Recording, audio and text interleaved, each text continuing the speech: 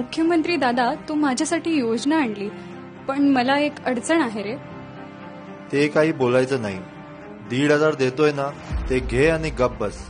अजून काय लागतं तुला? पण मुलाच्या शाळेची फी बघ रे. नवरा माझा ऑटो चालवतो. डिझेलचे भाव बघ. शाळेतील शिक्षणाचे भाव बघ. तुमच्यासाठी काही केलं तरी कमीच आहे. अरे कधीतरी समाधानी राहणार की नाही?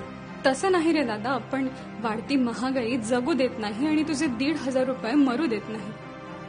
मग काय पाहिजे तुला? माझ्या मुलाला चांगलं आणि कमी दरातील शिक्षण पाहिजे. देशील का? माझ्या नवऱ्याला उपचाराला पैसे पाहिजे. देशील का? माझा भाऊ आज रोजगारासाठी वणवण मुंबई पुण्याला फिरत आहे, त्याला काम देशील का? हे सगळं दे, मग तुझे 1,500 मला ओवाळणीसारखे वाटतील. अन्यथा ती फक्त माझ्यासाठी एक भीक असेल.